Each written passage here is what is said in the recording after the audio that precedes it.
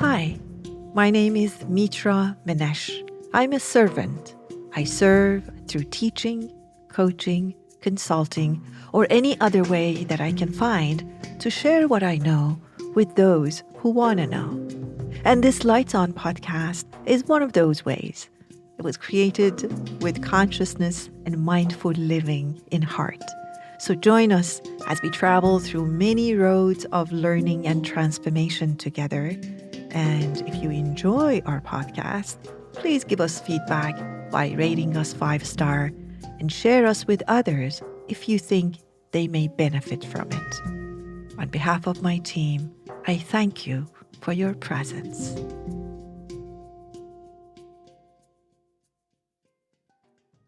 So we had a really interesting virtual meeting with a group of fellow travelers. And we went around and asked, what was the lessons you learned from 2020? And what are your hopes for 2021? And what are your suggestions for the group? It was a very interesting practice. And in this podcast, I would like to share the lessons that I shared with them and the hopes for 2021, and also the invitations that I had for this group. My learnings was started actually in 2020 that we can't count on institutions, economy, and governments. And that was a beautiful, empowering conclusion that I had. This wasn't said with a sense of disappointment. I said it with a sense of, okay, so I can't count on them. There is a new thing that I need to count on. And the new thing was really on my own inner work and inner self. I learned that everything that we think we own and we think that like it's mine, it's really on lease. All these experiences, including this body, is all on lease. We own nothing. We own nothing. Everything is temporary and impermanent in its nature. And if we're looking for permanence, and if we're looking for set outcomes, we'll be very disappointed and extremely unhappy. I learned that ordinary people, delivery workers, healthcare workers, waste workers, do such an amazing job, and they are so important to us. I learned that it's no longer about the survival of the fittest, as it is about the thriving of the most flexible and most open-minded and most open-hearted. I learned that small doesn't mean powerless. A little virus brings down large jets, large institutions, and large systems.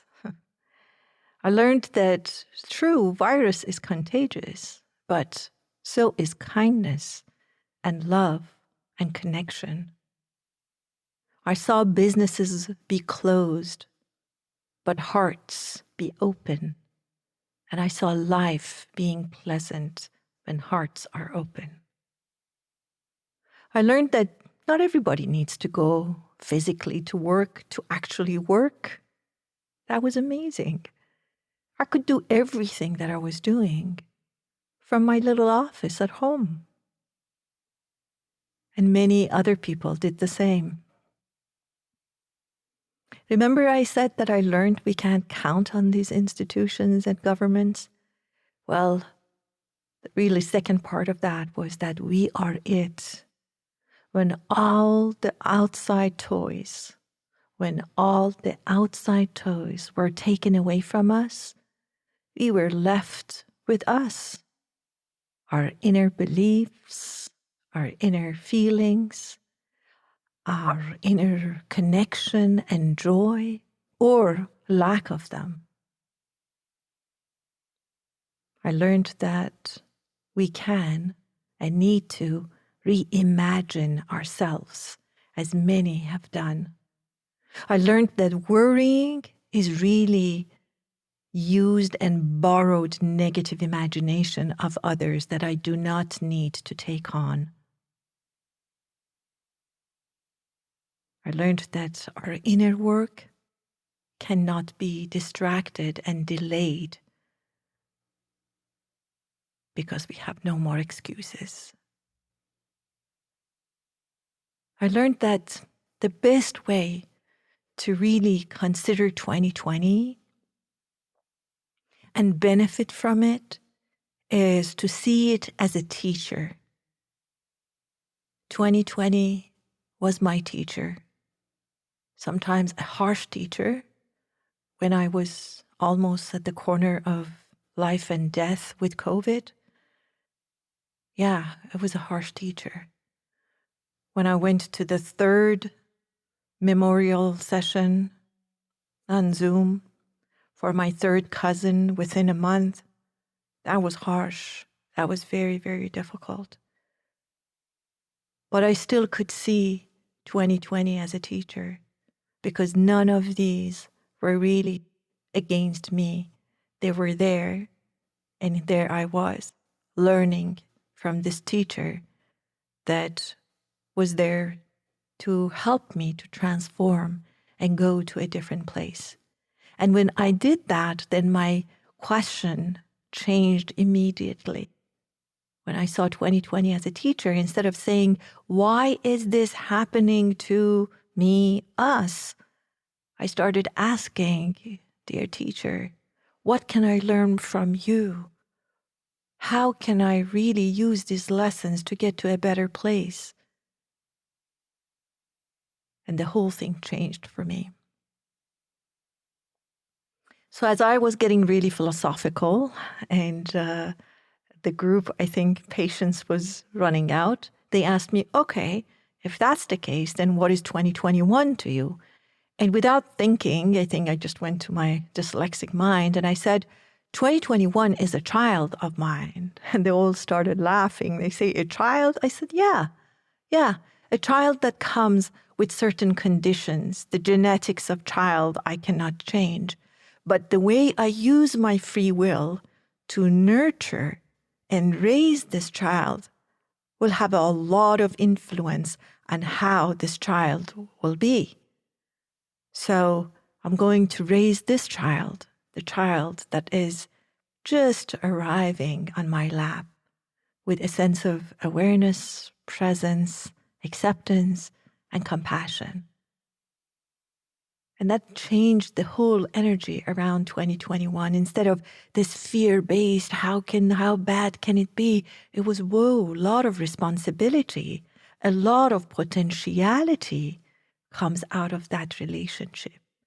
This child that I'm raising, and I'm going to raise this child with awareness, and I'm going to be present to this child. So,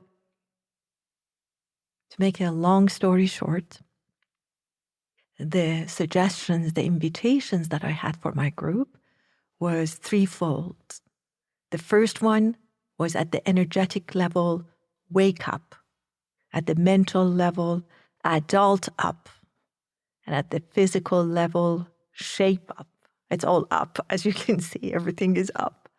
And the wake up energetically starts with really letting go of this chasing and this addiction to normals. Everybody's talking about normals, old normals, new normals.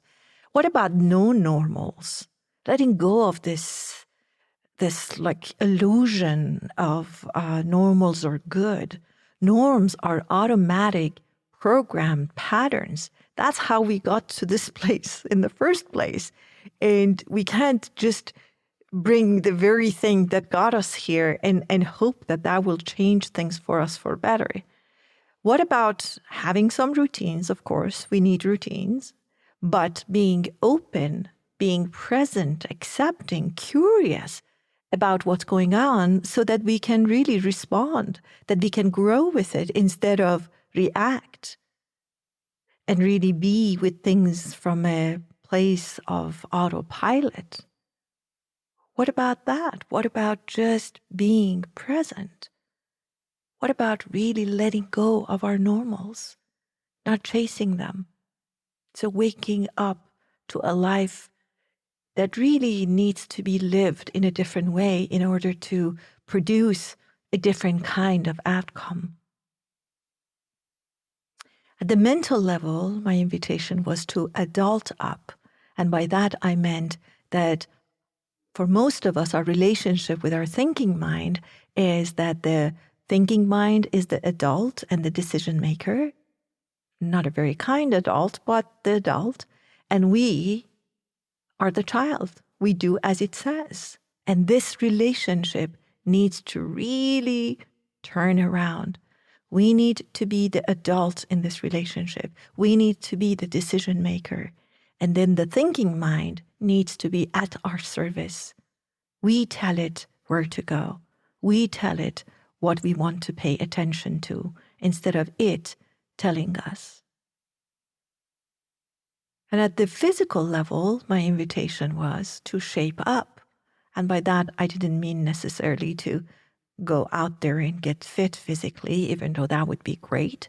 But really, by shaping up, I meant to allow our inside, our inner self, our inner wisdom to dictate what actions we take. 2020 was the year of going in, and it feels like 2021 is the opposite of that, is the year of going out and getting things done.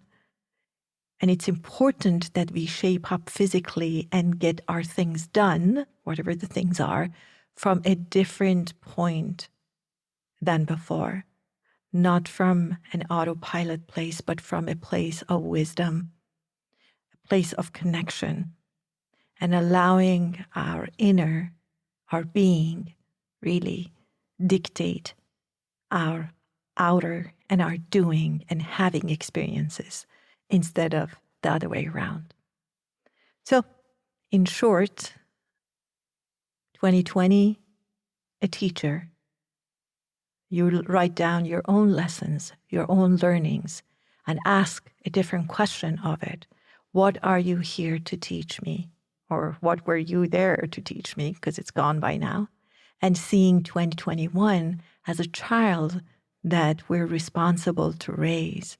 And how we raise this child has a lot of potentiality in it. A lot of potentiality and a lot of responsibility, but also a lot of things to look forward to. And the invitations is energetically to wake up, mentally to adult up, and physically to shape up.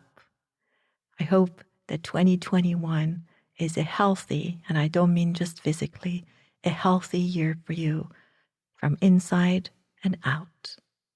Thank you for listening.